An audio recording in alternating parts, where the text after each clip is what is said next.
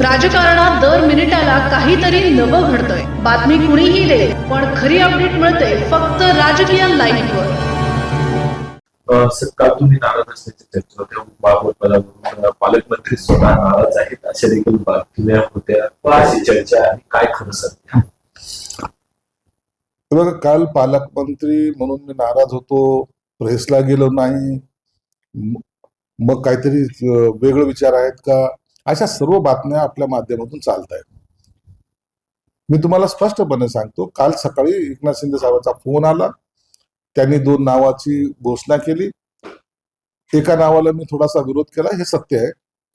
परंतु जेव्हा दुपारी त्यांनी फायनल आदेश काढला आणि मला सांगितलं की आपल्याला त्याच नावाला आपल्याला संमती द्यायची, आणि त्या पद्धतीने आम्ही राजेंद्र जंजाळच्या नावाला संमती दिली. आणि त्यांनी आदेश काढल्यामुळे आम्ही कोणत्याही नगरसेवकांनी ज्यांनी फॉर्म घेतले होते त्यांनाही सांगितलं की आता कोणी फॉर्म भरायचा नाही, आपल्याला जो पक्ष आदेश आलाय तो मानायचा.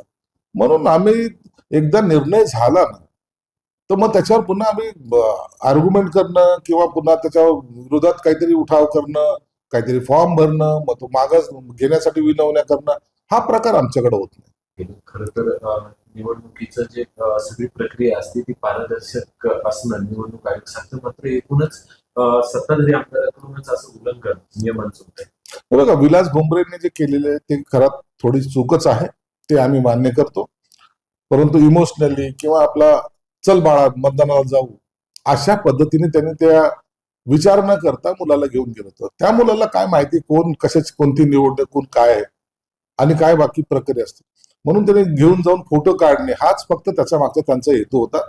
परंतु खऱ्या अर्थाने त्यांची कोणती थोडी चूक झालेली, त्याची मी दिलगिरी सुद्धा व्यक्त करतो. असा प्रकार व्हायला नको, आणि तोही लोकप्रतिनिधीकडून व्हायला नको होता. हे तेवढं सत्य आहे. म्हणून आता झालंय ते मुलांच्या बाबतीत आहे, ते काही बोगस मतदान किंवा इतर बाबी नाही त्याच्यात. म्हणून आता या विषयाला जास्त आणखी वळण देऊ नये. संजय शिरसाट यांच्यासोबत सुरू होतं बालिका दूर ठेवण्यासाठी आम्हाला सत्य द्यायचं होतं, पण वरिष्ठ नेत्यांच्या मनात काही वेगळं होतं, त्यावरून त्यांची लायकी कळत नाही, हे इम्तियाज जलील खोटं आहे, खोटं बोलतोय. माझं कधीही त्याच्याशी बोलणं झालं नव्हतं, आणि मला वरच्या लेवलला विचारायची सुद्धा आवश्यकता नाही. या गोष्टी एमआयएम बरोबर जायची गरज नाही, हे मी स्पष्टपणे पहिल्यांदा सांगितलं. ना एमआयएमला आम्ही पाठिंबा देणार ना पाठिंबा घेणार. त्यांची तर खुलेआमाशी ऑफर होती की शिवसेनेने त्यांचा उमेदवार उभा करावा, आम्ही त्याला पाठिंबा देऊ. अरे, तुझ्या पाठिंबा घेण्यात आम्हाला काय इंटरेस्ट आहे?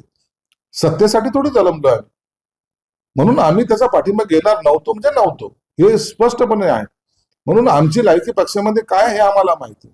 पण तुम्ही लोकांच्या दारोदार जे फिरले ना, की काहीतरी करायला पाहिजे, काहीतरी गडबड करायला पाहिजे, या ठिकाणचा भगवा उतरण्याची जी काही तुमची मनशा होती ना, ती आम्ही कधी पूर्ण होऊ देणार नाही, हे याबाबतीवर स्पष्ट आहे. राजकीय घडामोडींचा सर्वात वेगवान अपडेट फक्त इथेच राजकीय लाईव्हवर. आमच्या YouTube चॅनलला लाईक, शेअर, सबस्क्राईब करा आणि रहा राजकारणाच्या रणभूमीवरील थेट नजरेत.